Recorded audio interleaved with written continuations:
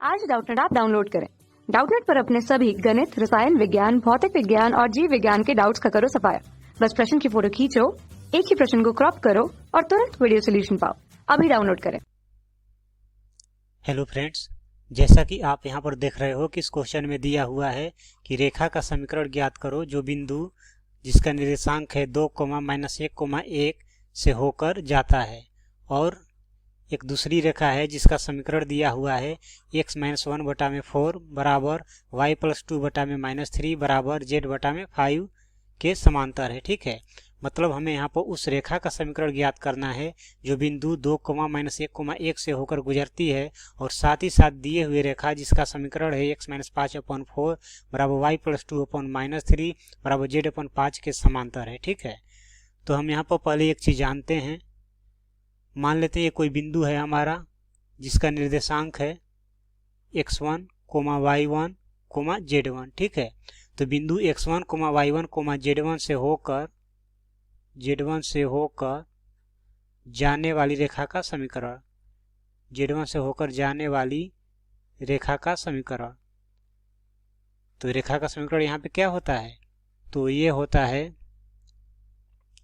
x-x1/a बराबर y-y1/b बराबर z-z1/c। ठीक है, जहाँ पर ये जो ABC है, ABC ये क्या है? रेखा का दिक् अनुपात है, रेखा का दिक् अनुपात है, रेखा का दिक् अनुपात है। ठीक है, ये रेखा का दिक् अनुपात है।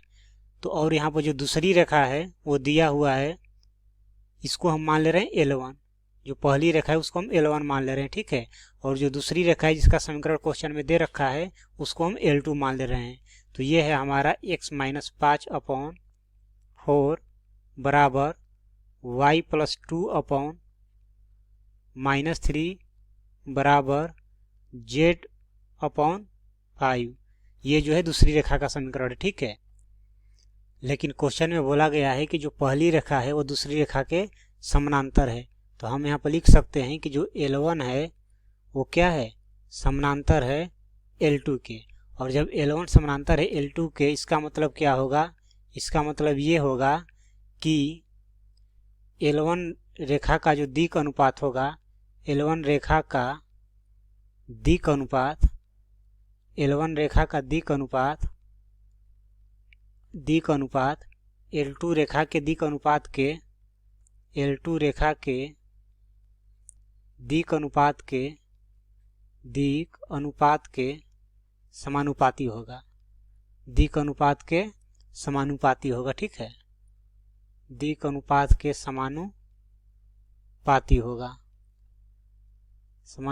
होगा। ठीक है, तो ये L1 रेखा का जो दिक् अनुपात है वो L2 रेखा के दिक् अनुपात के समानुपाती होगा। तो अब हम यहाँ पर लिख सकते हैं, इसलिए L1 रेखा का समीकरण,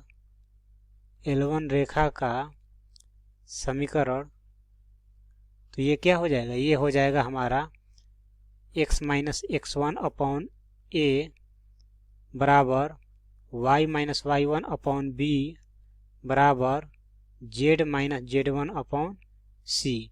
और x1, y1, z1 क्या है? वो बिंदु है जिससे होकर ये रेखा गुजरती है, जो कि यहाँ पर दे रखा है। ये x1 हो गया, ये y1 हो गया, ये z1 हो गया। ठीक है, तो x1 का मान 2 हो जाएगा, y1 का मान -1 और z1 का मान 1। तो ये हो जाएगा हमारा यहाँ से x-2 अपॉन, और a का मान क्या हो जाएगा यहाँ पर? अब L1 रेखा L2 रेखा के दिक् अनुपात के समानुपाती होगा, तो a के जगह पर हम क्या लिख सकते हैं? अब 4 लिख सकते हैं। तो ये हो जाएगा हमारा 4 बराबर y-y1, y1 का मान क्या है? -1 है, तो -1, तो माइनस माइनस क्या हो जाएगा? +1 हो जाएगा। तो ये हो गया हमारा +1/b। b के जगह पे हम क्या लिख सकते हैं? -3, तो ये हो जाएगा हमारा -3 हो जाएगा बराबर z-z1। z1 का मान कितना है? 1 है, तो ये हो जाएगा 1/c। c के जगह पे हम क्या लिख सकते हैं? तो ये हो जाएगा हमारा 5, तो ये हो गया 5।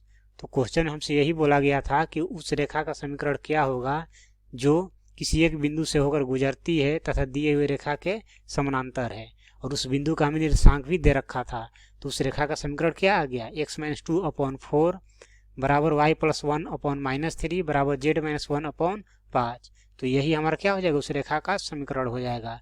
और ये किस ऑप्शन में दिख रहा है, तो ऑप्शन डी में दिख रहा है, इसलिए ऑप्शन डी जो है हमारा करेक्ट ऑप्शन हो जाएगा। तो दोस्तों आई होप कि बात आपको अच्छी तरह समझ में आई होगी। Thank you. कक्षा 6 से 12वीं से लेकर नीट, IIT, JEE वो एडवांस के लेवल तक 1 करोड़ से ज्यादा छात्रों का भरोसा। आज ही डाउनलोड करें डाउटनेट ऐप या व्हाट्सएप करें अपने सारे डाउट्स 8400 400 400 पर।